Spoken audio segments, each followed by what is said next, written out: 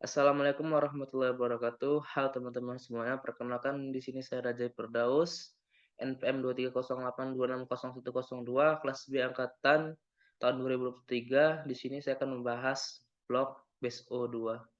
Nah, kali ini saya akan membawakan materi anatomi urinary tractus ataupun sistem anatomi perkemihan ya. Nah, di sini ada mind map-nya. Secara garis besar di sini saya akan membahas tentang anatomi dan fisiologi sistem perkemihan. Kemudian juga nanti akan ada organ-organ sistem perkemihan, baik itu mungkin ginjal, ureter, kandung kemih. Kemudian juga nanti saya akan membahas di sini mengenai fungsi sistem perkemihan, misalnya ekresi yaitu mengeluarkan cairan dari dalam tubuh melalui organ sistem perkemihan. Kemudian juga ada eliminasi, yaitu membuang dan mengeluarkan hasil produk yang tidak dibutuhkan lagi oleh tubuh. Kemudian ada homeostatis, menjaga keseimbangan plasma, darah, pH, dan juga cairan tubuh. Kemudian nanti akan ada juga aksesoris organ perkemihan pada pria wanita, yaitu prostat. Prostat ini perlu kita ketahui hanya ada pada pria dan wanita yang ada. Kemudian nanti uretra, yang kalau pria-pria ada prostat uretra, membran uretra, spongi uretra, sedangkan pada wanita hanya saluran kemih yang memendek memanjang dari kandung kemih sebagai vestibul, kemudian ada epitel transitional squamous. Oke. Nah, yang pertama ini saya akan bahas tentang renal ataupun ginjal kita. Seperti kita tahu ginjal itu ada renal dextra dengan renal sinistra, adapun ginjal kanan dengan ginjal kiri. Kemudian nanti akan ada bagiannya itu berupa renal cortex sama renal column. Nah, ini dia renal cortex, yaitu paling luar yang lebih cerah. Kemudian nanti akan ada renal columna, ini bagian yang ininya. Nah, kemudian nanti akan bisa kita jumpai juga renal medula. Medula itu yang lebih gelap. Kemudian nanti akan ada renal piramid yang berbentuk segitiga di atas medula. Kemudian nanti akan ada juga renal sinus. Renal sinus itu yang masuk ke bagian dalamnya, masuk ke bagian dalam, ini dia. Kemudian nanti kita juga bisa menjumpai renal pelvis ini. Nah, baik kemudian kalau itu di ureter, itu kalau di renal ginjal, kemudian kita masuk ke ureter. Ureter itu ada dua juga, ada ureter dextra dengan ureter sinistra. Untuk penyempitan akan terjadi 3 bagian, itu ketika keluar dari ureter, kemudian yang kedua ketika keluar dari superior pelvis atau pintu atas panggul, dia akan menyeberang arteri ileoca communis, kemudian yang terakhir adalah ketika masuk ke dalam vesika urinaria.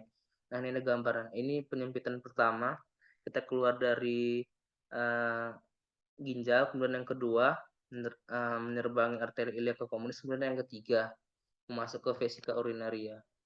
Untuk pendarahan kalau misalnya dari, renal itu pakai arteri renalis, kalau kok vena dia vena renalis akan bermuara ke vena vena cava, sedangkan nervusnya splanchnicus abdominipelvicus.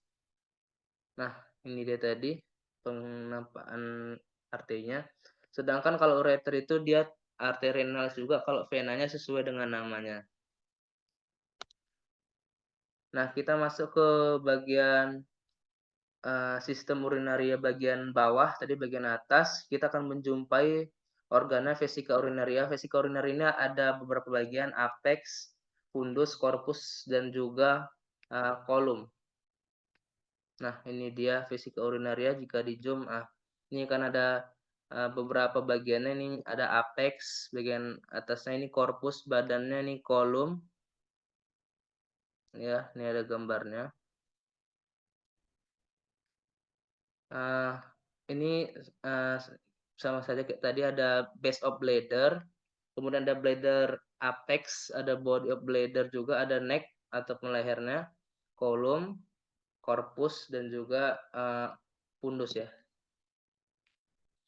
Nah kemudian, ini adalah ligamen ataupun yang mengikat si vesika urinaria. Nah, di vesika urinaria nih ada bladder vesika urinaria atau saluran kemih kita. Ini ada beberapa ligamen, ada lateral umbilicus ligamen yang mengikat. kemudian ada middle umbilical ligament. Nah, ini dia, kalau di zoom ya sama aja, ada umbilical atau medial umbilicus ligament, kemudian ada juga, eee, ini urachus medialis umbilical ligament juga, kemudian ada lateral truss ligament of bladder, jadi yang mengikat si, eee, vesik vesika urinaria, dan juga medial pubulastic ligament. Nah, kemudian nanti kita juga akan bisa menjumpai beberapa struktur dari vesika urinaria, contohnya misalnya kayak vesika urinaria sama otot detrusor, musculus detrusor. Yang mana dia itu, nah ini dia musculus detrusor yang di bagian sini, sedangkan trigonum itu dalam vesika urinaria, jadi harus dibuka dulu, dibelah ya. Nah, ini lebih jelasnya, eee, ada otot detrusor nih yang berbentuk-bentuk seperti ini, kemudian ada trigonum vesica urinaria yang bentuk ini, center of trigon. Kemudian kalau prostat itu ada nanti prostat, ada prostat base, prostat apex.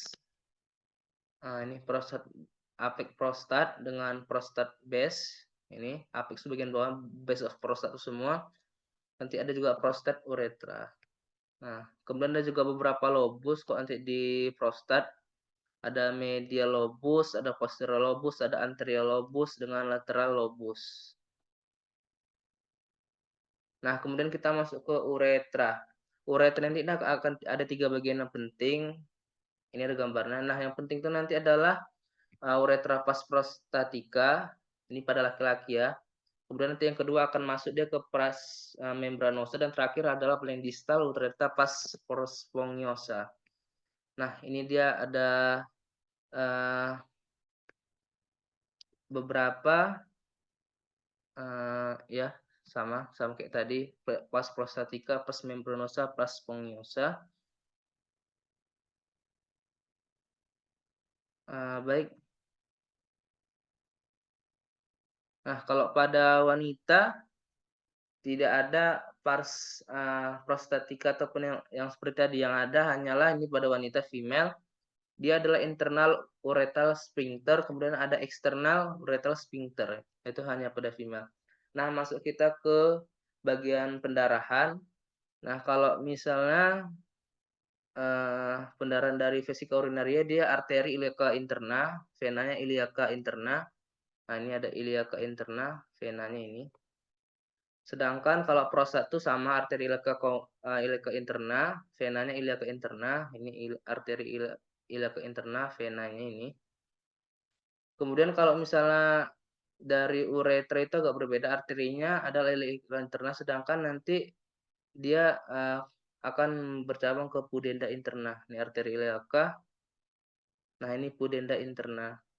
Sedangkan kalau misalnya pada veninina itu tetap dia iliaca interna. Oke, baik itu saja. Ini referensi yang saya gunakan, kayak L. Arthur Anatomy Klinis Erlangga, kedua ada Put Sobota Atlas Anatomi Manusia, ketiga dari Kat S. Anatomi Klinis Belasan Sistem EGC. Ini referensi yang saya gunakan. Mungkin itu saja yang dapat saya sampaikan pada materi kali ini terkait dengan blok BSO2. Lebih dan kurangnya saya mohon maaf. Terima kasih atas perhatiannya. Saya akhiri. Assalamualaikum warahmatullahi wabarakatuh.